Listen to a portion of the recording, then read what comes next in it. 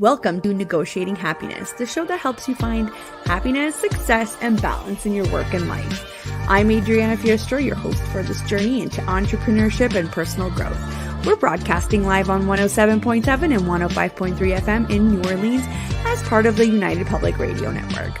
We explore the latest strategies, insights, and stories from successful entrepreneurs and experts. From managing stress to building a thriving business, we've got you covered.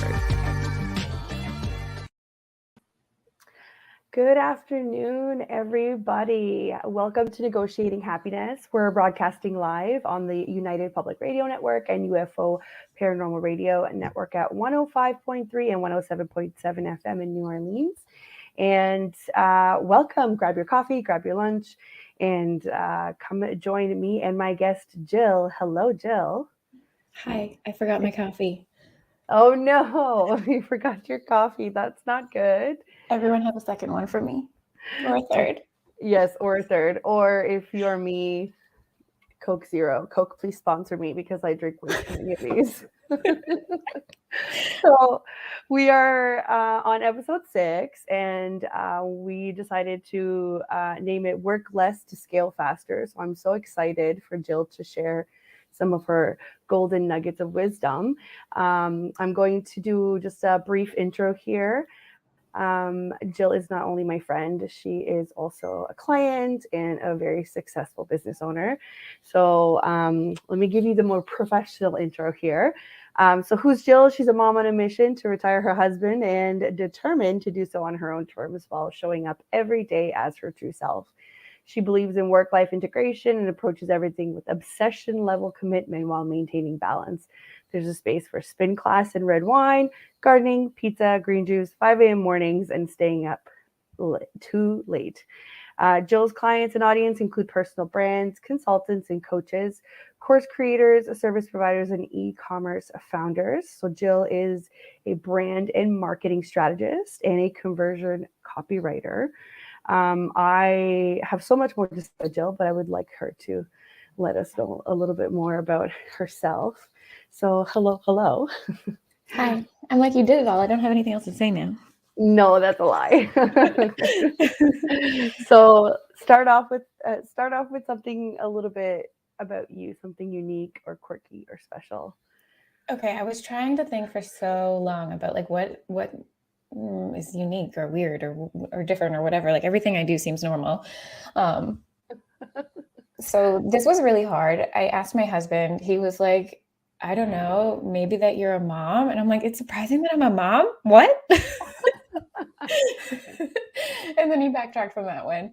I think what he meant was that it's surprising that you're also a mom on top of everything else that you do. That's probably what he meant. But yes, I thought I got you, Nate. I got you. I thought that was funny. One of the things that I came up with was people are shocked to know that like when I was growing up, I was a competitive figure skater. Like I'm a gold level figure skater. I have won nationals before, but it's not shocking to me because like that's like the skills that I learned there really translated over into my business, like the discipline, the perfectionism, the waking up early and grinding and till you get it down to like a muscle memory or a habit. And then you don't need to grind so much anymore. Then it's just natural. So that could be shocking, but to me, it makes sense. It's not shocking. And I always talk about this, like if you have that quality of what an entrepreneur has, the entrepreneur quality, and you definitely have it. And it is not shocking to me to figure out that most entrepreneurs that I know have had some sort of athletic / competitive hobby that they did and enjoyed. And, you know, that definitely translates into it. I'm not surprised at all, but I did not know you did figure skating. So that's a new fact. There we go. Yeah. That's pretty cool. So tell us a little bit about what you do now. What I do now? Yeah. All of the things. So my business has 2 sides to it. And it's weird explaining this to you because you know all of these answers. But I know, but our listeners don't. I know, the listeners don't. It's always weird when you do things like this with people that you know. But for everyone listening, my business has 2 sides. There's the Done For You studio where we do copywriting, brand strategy, marketing, that kind of thing. We do everything for clients, totally done for you, try to make it as easy as possible. Adriana helps making that process seamless, helping communicate with them. throughout their projects, whether that's like putting together brand messaging guides and websites and email funnels, email marketing, blogging, that kind of stuff. And then there's the education side, which I'm super excited about. It's a little bit newer. We call it the Biz Bar, and there's like templates and courses and just things for people to DIY these areas of their branding and marketing. Everything you should be able to implement in like an afternoon if you just like sit down and do it, or like there's one bigger course that will take you about 6 weeks to get through. But it's just like a well-rounded like hub, I guess, for copywriting templates, marketing resources, and that kind of thing. That's very cool. So tell us a little bit about how you started with all this, because you have built so much, and it's so easy to kind of say it all out loud, but there might be people that are, thinking about it or just starting out and they're like, wow, I am so overwhelmed. So tell us how you started out. I mean, like, it's definitely overwhelming. My journey is like a little bit different than most because I've never had a real job. I've never kept a real job. That's what you should have started with, your unique quality. I love it. And by real job, like I worked in the service industry for 10 years, like serving and bartending, but I never like kept a desk job. I had one for 2 weeks, couldn't do it. I landed other ones because I would go through these periods of freelancing and serving that I just like wanted to feel like I could get them, like I could go get a job if I wanted to, and I would get it. And then I would back out at the last minute or not last more than a couple of days because I'm not very employable. I don't think that's it. But I'll give you my take after. I don't think I'm employable. I don't do well with other people telling me what to do. So I just I couldn't do it. I could not handle it. But freelancing, I messed around with that for years, like while I was serving, and then I went back to school. So there was the messy middle for me was like literally years. But that was, I guess, like the beginning of my story. And that time is like super overwhelming. So I get it. Like I've made all the mistakes. I always say I made all these mistakes so that other people don't have to. Like just ask me. I will gladly tell you stuff. But that's what all the resources in the Biz Bar are for, right? They're like what I have come up with over the years. And once I went full time is when I started to be able to make things click. And that's when the business, like the first year full time, like obviously everyone's first year full time is rocky. And then from there, like 2020 onwards, it just really took off. Okay, that's cool. So my take on you not being employable is that you are employable, but you just chose not to settle. And that is a very distinct difference between not being employable and just saying, this just doesn't work for me. I mean, and that's okay. That's quite okay. That's quite okay. I think we're having a bit of a technical difficulty here. I feel like StreamYard just changed backgrounds here for us. Paul wanted to join us. Yes. Hopefully Lorelai notices. Here we go. Thank you. I like the pink. Lorelai is our producer today. Thank you so much for helping, Lorelai. We appreciate it. Well, that's great, Jill. I mean, I know your story, like you said, but a lot of people don't. So that's why I wanted to kind of highlight it. It's okay not to settle. And this kind of reminds me of the conversation that I've had with people about there's people that don't want to go to school and don't want to go to university, and that's okay because that's just not it for them, right? Mm-hmm. So they figure their lives out in different ways. But when you're going to school, that's exactly what they tell you that you have to do. And they tell you go to school and get a job and blah, blah, blah. And that's exactly what you didn't do. And that's what I love about your entrepreneur quality is that you said no, and that's okay. I like saying no to things. You don't have to do anything that anyone says that you should do. Like, I don't know if I'm allowed to swear on this show, but I think you're fine. Okay, it's fuck fine. The shoulds and just do what you want to do. Like that's how I like help our clients. Like that's kind of like the tagline of it. Like figure out how to build, grow, and scale your way. Like I don't want to just give people formulas or say this was what worked for me, so do this exact thing. It's what do you want, and how can we create a strategy and a plan to get there? Right. So what was that defining moment for you? What was it at the time? Maybe it seemed insignificant. So looking back at it, what was the moment where you were like, this is what changed everything for me? Mindset wise. I feel like there was like a series of small, like pivotal moments over the last, if we say like decade, like since I graduated university. Now everyone knows how old I am. I think I'm older. It's fine.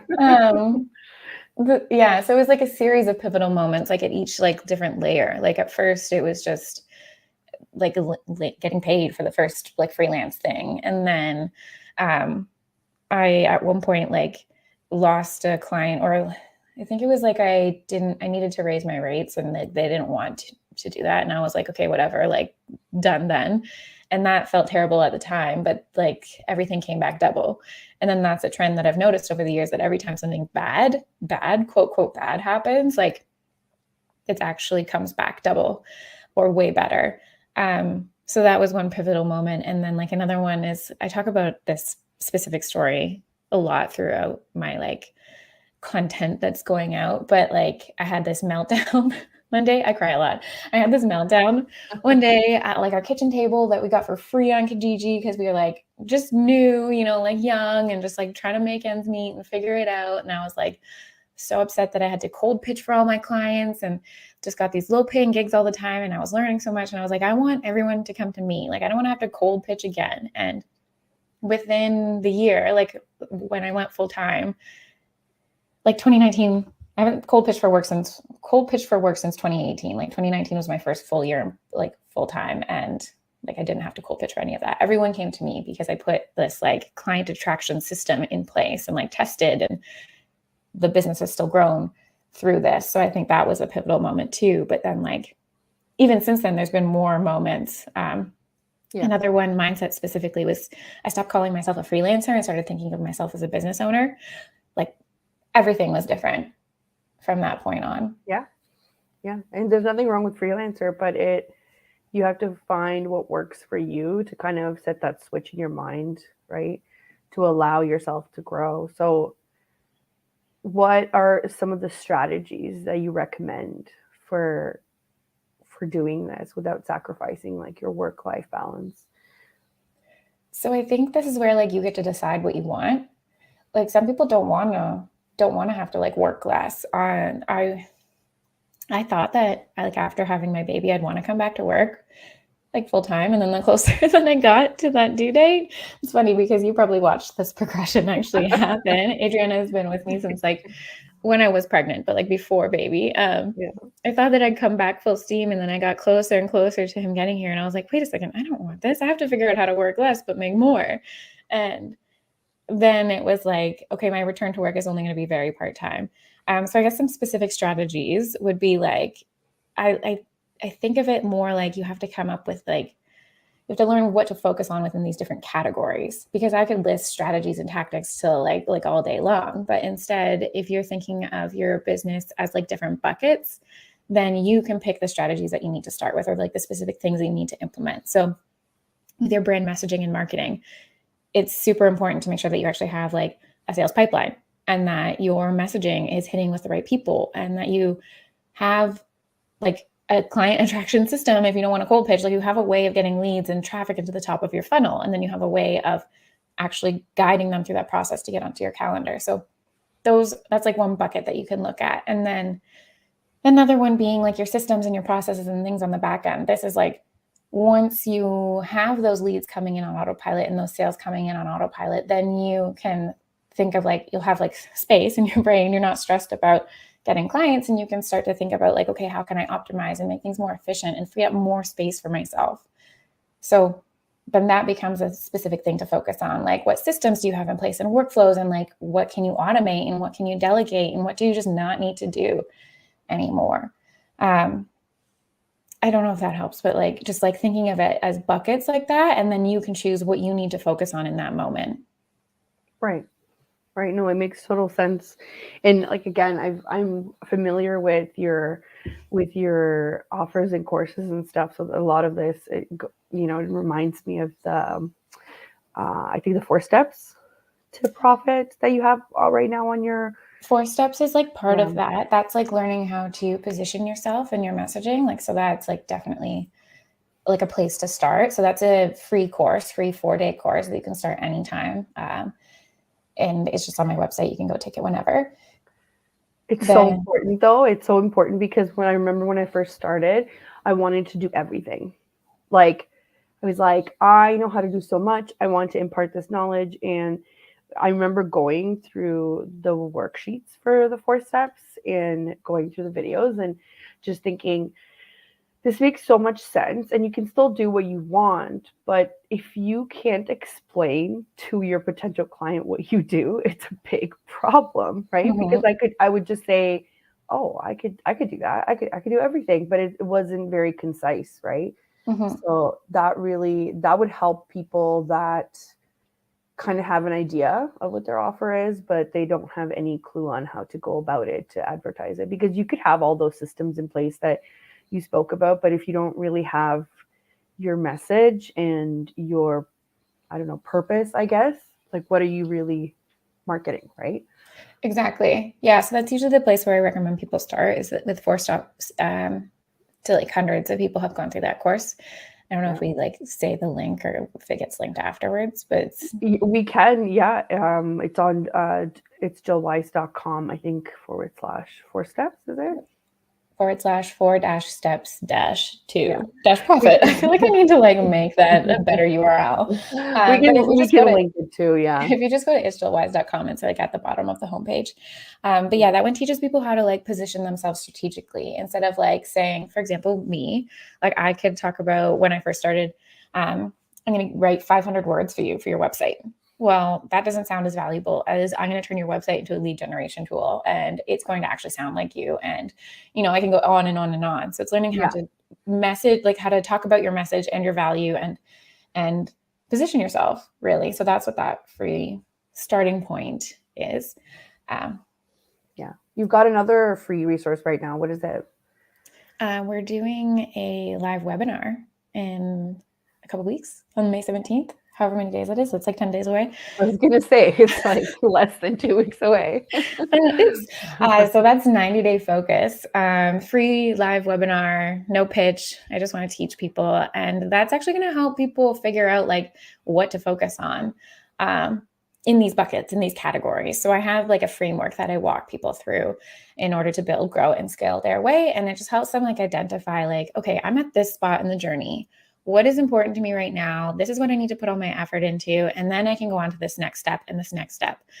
So it's like part webinar, part workshop, strategic planning designed to help you hit like 5-figure months in the next 90 days. Because for a lot of us, that when we're starting out like those 5-figure months, 10K months, like that is the goal. And I want to help people get there. So that's coming up too. That URL, same, it'sjillwise.com /90-day-focus. Yeah, it's also on, I think it pops up on your website as well. Yeah. I think that's a 6-figure schedule. I have lots of free things for people. I just like to teach. Many resources that people can use, and I recommend all the time. You also have, you talked about the biz bar. I love the biz bar because, I mean, I know the back end, and the products that you have there have continuously, you know, performed, which means that people find value in them and they still find them relevant and they are what they need for their own business. So tell me who you target with those products. Who are your ideal clients? For the biz bar, it's a lot of like newer service providers, personal brands, consultants, coaches, those kind of people, because like I get it. In the beginning, I had no budget for anything, but just because you have no budget doesn't mean that you can't like learn. And everything is priced like really low. It's just to like, you know, investing in your business is smart. Every time I've made an investment, if you're making good investments, it's smart. It's come back. So it's like trying to balance both sides of that, like putting in effort and resources into something, but then also getting a ton back. And I designed all of these to be like bite-sized, easy, actionable, so that they can implement them quickly. Because when we're just starting out, we're overwhelmed. We mentioned this already, and we just like don't know where to start or like how to do it. And you just want someone to tell you what you should be doing. So like that's what that is. It's just start here. And then from there, you can grow, because your business is always going to be an evolution. Like when clients are coming to us in the Done For You studio, you know this, we don't have people who are like brand new in the Done For You studio. We want them to have proven offers and past clients that we can interview for part of the process. So the biz bar is like brand new, starting out. And then There's like different coaching kind of things that I do for like the in-between.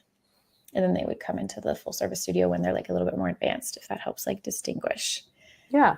Yeah, it's such a nice balance too, because you do have a lot of free resources, and they're not just like your typical one-page worksheet that you get from a lot of providers. Like these are, you've put the work in. There are instructional videos and templates and worksheets, and just even the instructions. Like Jill really takes you step by step. Like it's exactly what she said. You don't know what you're supposed to be doing. Those free resources will literally tell you step by step on how to get to a point where you're like, okay, I'm comfortable now in my own shoes, right? Mm-hmm. Yeah. I think it's so frustrating when no one, like when people like gatekeep this information. Yes. Like, yeah. For sure. But I also have, I've spoken about this in one of my other episodes. I also have virtual assistants that DM me and want to know absolutely everything. And they want like, all kinds of chats and meetings. And I've done a couple, and I've met some really wonderful people. I've helped a few too. I've given them, like what worked for me. It might not work for you, but it might, usually my advice is like, make a website. You need a website. Mm-hmm. Like first and foremost, you need a website kind of thing. But now I'm so busy that I feel terrible, but I can't just give everybody all of their answers to the questions, right? So I am gearing towards like maybe making a couple freebies for virtual assistants, just kind of like as a thank you or as a help in the industry, right? You kind of have to, I appreciate that these people go out of their way to get the information, but I find that using tools like yours are a way more effective way of growing your business rather than just asking somebody, tell me what your offers are and how much you charge and where you get your clients from. Do you know what I mean? Yeah, like the pick your brain requests, like we should all have some like respect and boundaries for sure. Yeah. It's just balancing that with like still wanting to be helpful and understanding that when you're new, like dropping thousands of dollars on a course is not it. So it's not to say that like some of those have value. I've paid for those too, but like finding like the BizBar has offers for people that are at the right spot, and it's like that the information that they need at that spot. So that's what I'm trying to do. For sure. It's great. I love it. Can you tell me a little bit about how effective branding can help a business expand? Because I continuously have this conversation with some of my clients that are very successful business owners, but branding to them just means a logo and a color and some fonts. No. No. So I look at brand strategy like you're putting together a personality for the business, whether you're a personal brand or otherwise. Like the Jill Wise that you see online, it's me, but it's like the parts of me that are strategically curated to align with my target audience, because not everybody needs to know absolutely everything. That would be impossible for me to share. Like you can't write an entire human being on an about page, right? But also it's not relevant for you to know absolutely everything. So just picking out those parts. And if you're not a personal brand, you can do the same thing too. And when you do that really well, then you can connect your customers and your ideal clients in a much more authentic way, because it's really genuine. It's human to human. Businesses are just like humans talking to humans and helping them. And sales and marketing is just matchmaking. So that's what branding is. It's like packaging that up in a way that like resonates with the right people.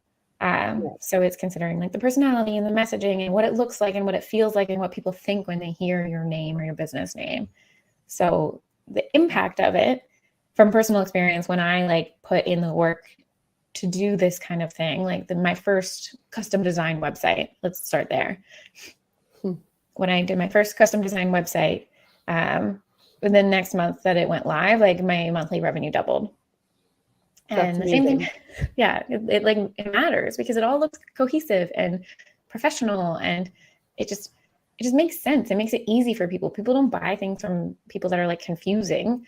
So there's that. And then the same thing happened again when I recently, like before going on maternity leave, my brand went through this evolution, because I realized that even as I was teaching other people to show up authentically, I was like trying to make myself really vanilla and like be careful. And it felt really wrong and misaligned. So I went through a whole like brand evolution and also like personal identity, like soul searching journey through like a whole year to come up with like the brand that you see now online that genuinely feels like me. Like if we were going to go hang out, like I'll look like those photos, as close that I wear. And it's not me just like trying to put on a button up shirt because that like looks nice, you know?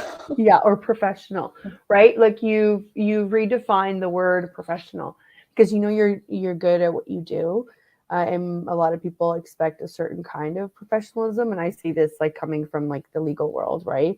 Which just makes you a total robot, but you are literally the opposite of that. We don't like robots here. I know we don't like, and it's funny because I learned so much from you, and I like, well, Jill can be herself and she can be really successful and professional and still rock it. So what is this fake professional persona that we're supposed to put on? Is this just so that our employers have an easier way of managing us? Because really that's who I think it you know what I mean? Like it's just following along, doing what you're supposed to do, following the rules. Right, and I say, fuck the rules. But like now I don't have an employer. I am me. I am my own person. Yeah, so. And you're great. I remember I was on mat leave, and you know, when you're going through your crisis of who are you, and it still hasn't gone away. I still there. I remember I was like, I'm gonna get my hair done. And I started like with the blonde, and then I was like, oh, I think I'm going to put pink in my hair. And I'd never done this before because I've always worked in an office environment in a law firm. And I was like, oh, this is so wrong. What if I take pictures and my clients are super turned off of what how I present myself? And then I started thinking, okay, maybe those are not the people that I want to spend the rest of my life catering to, because that was my life before and I didn't like it. So why not? Right? That's it. You get to decide who you want to work with. And then when you pay attention to branding and you do it well and right, then you're going to attract people who align with your values, because they're humans too. And then they won't care if your hair is pink because they probably like the pink hair, or they just don't care about it because that doesn't matter to them. Or maybe they have pink hair too. Maybe. That's funny. So, excuse me. So in your experience, what are some common mistakes that businesses make when they're trying to scale too quickly? I literally, the YouTube video that's going out tonight is about this. So amazing. We'll direct everybody there. I was like, that video, it just finished editing it this morning. So some mistakes. Biggest one, squirrel brain. We just go from thing to shiny thing and jump around and flit around, and you have to focus yourself. You have to pin yourself down onto the stuff that matters. And when you're really honest with yourself, you'd be surprised at how much it does not matter, or you don't actually need to do on your own. Like you can get help. So that's I think the biggest thing. Other mistakes are people can't stick with stuff and see it through long enough. Like if something, say they want to launch a course and their first launch flops, they think that thing is a failure, and it not necessarily is. Like maybe you don't have a big enough audience. Maybe the messaging is off. Maybe it was the wrong timing. Maybe maybe it's because it's your first one, and everybody goes through these challenges. So that's definitely one. I think another really big one that I see too is that people are really quick to hire help, and you've probably seen this, but their back end is an absolute mess. And so then they can't get effective help. And then they think that the person they've hired is the problem when actually they're the problem and their lack of organization. So they literally trail off. You don't hear from them for months or a year at a time. And then they come back kind of with a new perspective. But what are you going to do? I would say those are the top 3 big ones. Yeah. I talked a lot actually on the last episode about embracing failure. And one of the examples was a failed launch. And we went through, do a postmortem analysis. Why did it fail? This could help improve your next launch or your next endeavor, right? It's not the end of the world. It just means you get to try again, right? So I'm glad you mentioned that. And I mean, you've had so many launches, right? You have so much experience with this.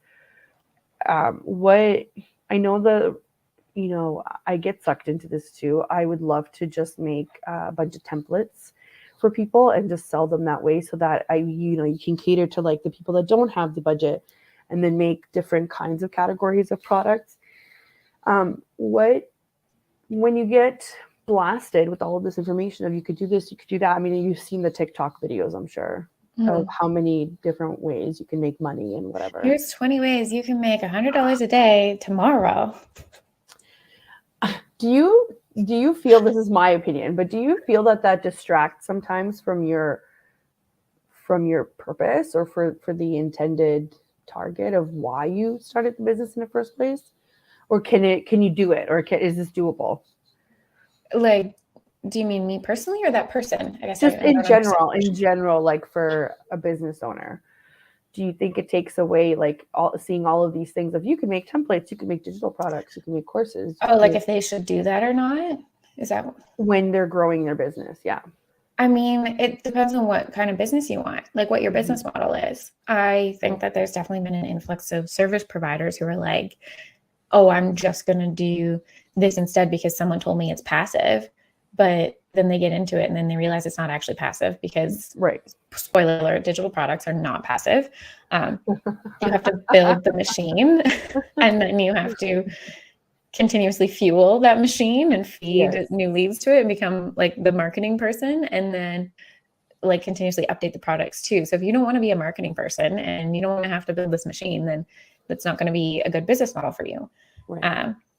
But if that's something that you want to do, then it's definitely like I've seen it happen. Like it's definitely an option. It's just you have to be clear on what your vision is and honest with yourself, because the number of people that I've seen who say they're building a template shop or building some kind of digital product, and it's been years and they have not done anything. I'm not calling you. Hi, that's me. I'm not calling you out. But like, just have to be honest with yourself. Like, do I actually want that? Or are there other ways to scale? Like, are there other ways? Because what people think they want is to work less and make more. Yeah. And this seems like the easiest route because you might not need a huge team on the outside.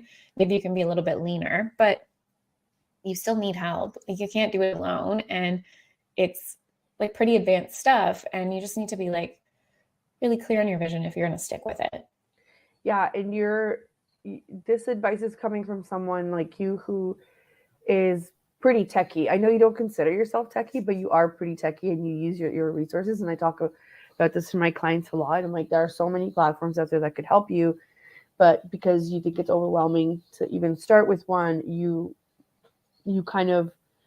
put in your hours instead of letting tech help you with it. Right. Mm-hmm. But I'm really glad you mentioned you think it's passive, but it's not passive. That's kind of like the perfect message out of that. It's like, okay, it might be passive on the sales side, but the marketing side is like full force. It's still a business. You still have to do stuff. Yeah. And then like other ways, like day reservations and week-long projects and stuff like that are really popular right now too in the service industry. And like those could potentially be different, better ways for some people to grow and scale up more. And maybe they make more sense. Like if you're not a marketing person, do you really want to be showing up on Instagram every single day selling your stuff? Or do you want to do something else that you can be more behind the scenes? Right. Okay. So we're halfway point here. We're just going to do a quick station ID. So for those that are just tuning in, you're listening to Negotiating Happiness. I'm your host, Adriana. My guest today is Jill Wise from itsjillwise.com. And we are live on the United Public Radio Network and UFO Paranormal Radio Network on 105.3 and 107.7 FM in New Orleans. And we also stream on all of the platforms that you can possibly think of. If you want to find our show consistently, you can go to the network socials. You'll find it there. I'm still working on putting it everywhere else, but you'll see it on my Facebook and my YouTube, and it'll get posted on the website soon as well.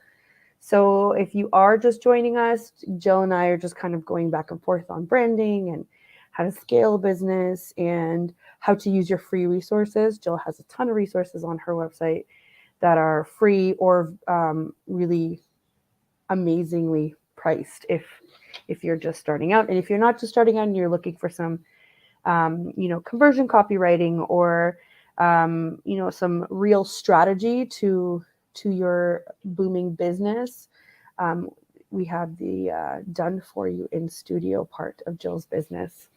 So now that we've recapped, we can go back to our little chat here. It's like our own little commercial break for us. I know, I love it. Do you and it's funny because as we're talking, I always remember because you mentioned the webinar that's coming up on the 17th. Mm-hmm. You know, where you explain the different stages that you're at. And then the first time I sat in on your webinar was really early on, right? When I was, well, I mean, it's like 18 months ago. Yeah. And I mean, I'm really lucky and I've been working basically full time since I've started, but I'm not where I wasn't where I wanted to be. And this was super helpful for me because it allowed me to not do the whole squirrel brain, to be like, okay, I'm at this stage, but I feel like I've missed a couple steps in the building process. So then I went back and I redid how I was dealing with like the operation side of my CRM. And then doing that, I was able to help even more clients, right? For them to do the same thing. And I feel like I always get stuck in the whole scaling, you know, like the build, grow, and scale, right? Like I've grown, I think, to the maximum that I can possibly grow on my own. And like you said, like you can't do it all on your own. Mm-hmm. What kind of advice would you give people that are they haven't hired anybody yet, they're teetering and they want to scale? What is kind of like, do you have anything that you say, stay away from this, go this route, and here's why, when you're scaling? I mean, like a lot of the times I think we overcomplicate things. Like when I look back at my business, I realized that to get to all of those big milestones, I was just making it way harder than it needed to be. So maybe like check yourself. That's a human condition though. Check yourself is my best advice. Actually sit down and be like, am I doing this to myself? But I think the biggest thing is being like really clear on what is the most like the best thing for you to delegate to, and making sure that you have set up your business to welcome that extra team member or members into your world. This is something that, like, you know, that I've worked on. I had like my Dubsado and my ClickUp and like all my project management backend stuff set up for me, but to grow. Like the piece is there before even bringing you in, so that when you came in, I'd be like, here's our playground, right? Like here's the rules that we follow, that we've come up with, and then you and I can work together to refine it for a team. And then as we brought on other team members, it's easier. Mm-hmm. So like, because we have like those foundations in place. So I think that's like another big thing, just like making sure that everything is organized and you know what you need the most help with. And then that way, like when you started with me 18 months ago now, like I think 20 months, maybe longer. Anyways, you got to jump into like helping me host these webinars and like doing actual good stuff, not just like doing like day-to-day monotonous things. Yeah, like admin tasks and whatnot. No, we've done a lot of tech-related things, a lot of marketing, a lot of strategy, and like things that a human needs to do. So because we've like automated a lot of the rest. So I think that's like what people forget about. And like, you get caught up on like the flashiness, like, oh, I need to hire and I need to scale up really quickly, but like scaling really quick isn't good. Like, no, you need to be able to deliver on that stuff, and you need to have the systems in place in order to do it. And you need to be able to keep filling your pipeline. So you have to like look at the foundations. Yeah. And what I guess sometimes people forget is, yes, you have to get organized first before you do that, but it's kind of a constant thing, right? Mm-hmm. Like we still have to maintain that organization. We still have to look for better ways of doing things. It's not over like once you're done. It's just to ensure that you have the basics down. Yeah. And to allow your team to grow, right? Yeah. It's never going to be done. This is something that is an ongoing process. But it's okay, right? Like as if you have your base, you can go on. But what, in your experienced mind, what are some of the metrics that you look at that would indicate that a business is ready to scale? I think the most important is that you have consistent revenue coming in. Right. Like you can't scale up and suddenly be like this massive business if you don't even know where you're going to get your next lead or your next job or whatever. Like, You need to have the revenue consistent down. And then like for me, I think that this is where you get to decide what success looks like for you. So for me, it was getting revenue to a good spot and then also checking my work hours. Cause like, I wasn't always like this. Everyone goes through a period of hustle, and I had to build this stuff at the beginning, and it just is what it is. And once I got through that hustle phase, I started taking Fridays off. And that was my thing. That was like, I've made it because I get Fridays off. I'm only doing 4 days a week. And Fridays I would like do whatever I wanted to do. And so I think like the lifestyle aspect of it too is not necessarily like a measurable metric depending on what it is, but like. But it is. I don't think that money is the end all be all in running your business. Yeah. No, it is. So tell us, Jill, how many hours do you work a week? Like max 15. I get a maximum of 3 focused hours a day right now because of juggling like momming and living. And honestly, like my brain can't handle much more. Like if I do a 4 or 5 hour day, like I'm like Fridays off. Like because like we just like mess around a lot when we give ourselves more time. Like there's some sort of law to this. I think they used the word to me before, but like if you give yourself 8 hours, it's going to take out 8 hours. If you give yourself 2 hours, you could probably get it done in 2 hours. My phone sits across the room from me. Like I just focus. When I say focus work, it is in the zone. Don't talk to me. And the talking stuff can come outside of that. So I'll still like communicate with you or the writers or clients from my phone outside of it. Yeah, but that's amazing that you're working 15 hours a week. I think that's, dream goals for a lot of people. I definitely don't work 15 hours a week. That's fine. But I think first of all, I think I get great advice. I just don't follow it. Right. So yes, I remember saying you got to like block your time and just do like 2-3 hours at a time. But I give myself 8 hours and I end up getting distracted with so many things. Partly I think it's ADHD, but that's like a whole other like episode that we can dive into. Right. But it is true. And I love that I could hear it for somebody else too, to be like, give yourself less time. You'll probably get more done. Mom speed is real. Mom speed is real. Just like focusing. Yeah. That's and when you know what you need to work on and you eliminate the decisions, that makes it easier too. Yes. But I'll say this.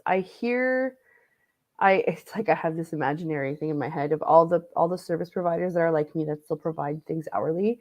I hear you because you're selling your time instead of selling your expertise or doing, the bigger picture work, the project or whatever it is. And sometimes it's hard to put it in. I know I'm there.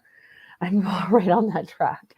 So I see how you do it, right? With your projects, with everything else. And then there's me, I have like 1 foot in there and then 1 foot still on like the hourly train.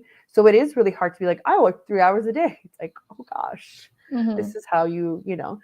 So I think when Jill says that, she's thinking that you've positioned yourself somewhere where you can give somebody a value offer for a certain fee.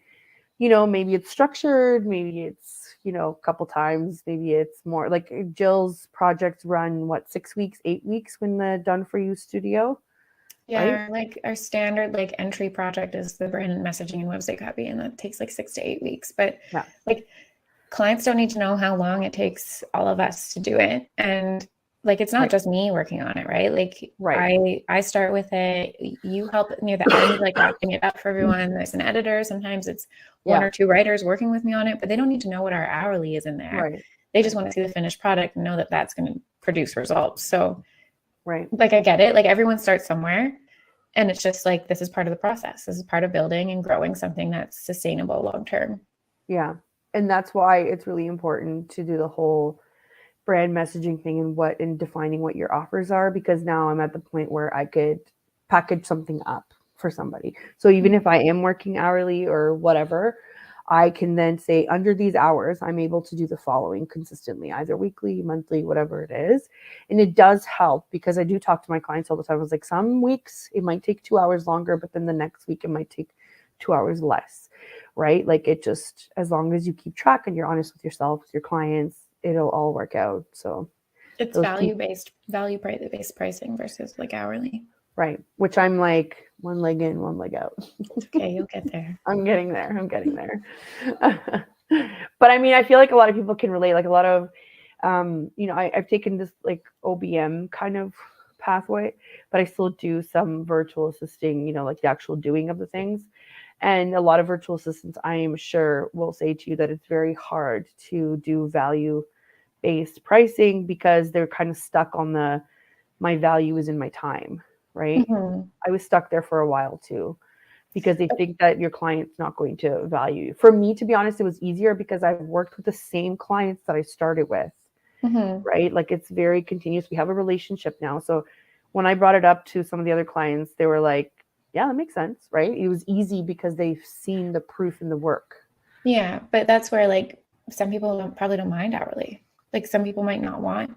And that's where like everyone gets to decide. Like if you don't want to do the 5-figure months, 6-figure years, if you don't want to do any of that, like don't do it. Just do what works for you. Yeah, for sure. So we have like 15 minutes left, and I really want to talk about what makes Jill happy because in all of this, I know that you're probably going to say success and retiring my husband, and exactly winning. but I want to hear, but I want to hear about like what Jill likes, not mom Jill, not wife Jill, not business owner Jill, just Jill. I mean, like, this is honestly still a work in progress. There's a running joke between my friends of like, what are my hobbies? I went through a period of time where we were like trying to figure out what my hobby was. I was like, is it watching hockey, or like do I like watching hockey, or do I like just like the party aspect of the hockey game? Or like maybe I'll try this as my hobby. That's funny. Honestly, right now I like now that it's nice out, like I can get back out in my garden, which sounds like kind of lame, but homesteader goals. Please refer to me as Farmer Jill only when I'm clocked out from work. I have like all of my seed starters that I'm like looking at right now. I think there's like 30 little vegetable plants in front of me in my office right now that can go in the garden soon. So that's one. Yeah. I want to see updates. I love it. I love when I see you in the garden. Some of them are thriving. And I got a greenhouse that I'm going to try to set up today. Ooh. Like one of those like little plastic ones. We got to like baby steps. I want like a big glass one day. Oh, amazing. So that's one thing, but we live in Canada, so I can't do that all the time. And the rest of the year, I don't know, I go to the gym with my free time. So I'm still trying to figure out what. So you're still like full on like development, bettering yourself as your hobbies. You're not taking a break. Yeah. I don't know, like I like learning. So like I'll buy a course and I'll spend the evening learning about. So Jill's idea of fun is going back to school. I like my papers. Yeah. Yeah, so I'll do that. I just got an acupressure mat. Oh, Nate thinks I'm nuts. I've seen that. Have you used it? Yeah, I've used it a handful of times. It is hard. I call it the pain mat, but it's like it has like a guided meditation app that comes with this specific brand that I got. I love it. So like you have to go through, and it's in like a progression. So you have to start at the first one. And if you can't get through one, they say keep watching that same one or listening to that same one until you get through the whole session, because then it'll tell you new things later on. So I haven't made it past like the second video because it's really hard, but like I want to. I want to. Yeah. So that's like, I don't know, is that a hobby? Just like hurting myself? Listen, for anyone that has not meditated, you cannot like, discount this or just say no. It is so hard to clear your mind and stop thinking. Yeah. And also experience pain at the same time. I can't imagine. So I am not surprised that you haven't been able to, because it means it's a well done, like, course, whatever. I've had it for like 2 weeks, I think. So maybe 3 weeks. That's amazing. I think meditation is the best. I love it when we're part of the Creating Confidence Society that Megan runs. and Megan will post stories of herself in her bare feet trying to go outside to ground. And I'm just like, this is the content I need in my life. That will be me as soon as we're done here. I love it because you know what? I remember, so my childhood was really kind of crazy because I didn't grow up in Canada, right? And I remember as kids, we were always barefoot and we just had so much energy. And look, obviously, now that we're adults, we're slowing down, but we had much better habits because of it. You're moving outside all the time.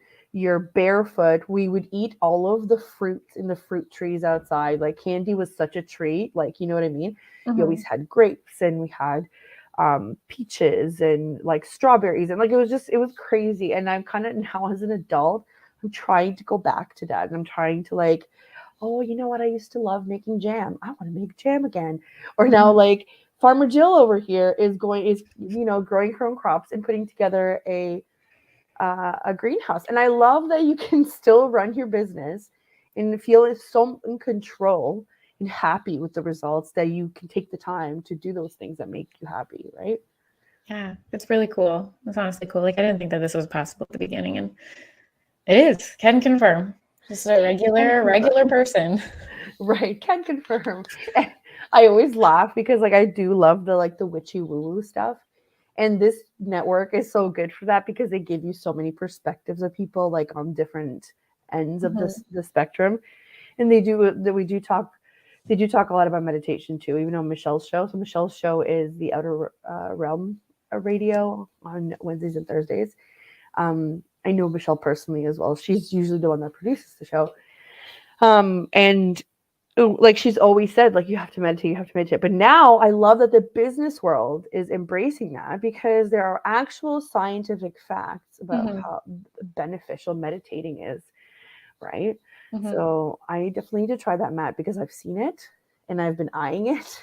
Yeah, maybe it's because I bought it and then it's like now it knows that we're friends and it's gonna like follow you around the internet like it followed me around for. I need that kind of level marketing, okay? For our. I was like, I know that you're influencing me right now. Like I know you're selling to me, but I don't mind. Yes, for sure. It convinced me to buy this. But it's a good idea. I love it. I love this like urge to go back to nature, and it's happening and it's a lot of like, educated, very like type A logical people are seeing such great benefits in kind of taking a breather, living in the moment, meditating, grounding, playing with your kids outside, just being outside. Yeah. I always say this. I was like, you have to go be a plant. And people are like, what? I'm like, you have to go outside every day and let the sun shine on you. Literally. Be a plant. Be a plant because apparently sunshine activates all kinds of things for us, including good mood, right? Yes. Yeah. Outside is the best. We do like a lot of hiking, camping and stuff too. That's cool. Yeah. Are you going to get baby B into all of this stuff too? Oh, I think he already is. Like yesterday I showed him the tulips for the first time and he like mind blown. He was touching them so gentle. It was really cute. Oh, that's really cute. Zach today was showing me dandelions and he was the neighbor. The neighbor was weeding and I felt so bad because we like our lawns touch and I was like, you could weed all day, friend, but until I get up and weed, you will always have weeds on your side, right? Because you travel. Yeah. Zach was like pointing at her, like, he's like, what are you doing? He was showing me like the dandelions. I was like, I love that they're noticing the little things. And I want to go back to that when you're like in the zone and you're like, oh, flowers, feel the wind. I have to say that one of my favorite things ever in life is feeling the sun on my skin and just like sunbathing. Yeah. I love it. Like a plant or a lizard. Hours. I'm a plant. Yeah. No, for sure. Is there anything else that you do that's just for you? I don't know. Like I said, I think this is still a work in progress. Yeah. Because I'm so type A and want to win.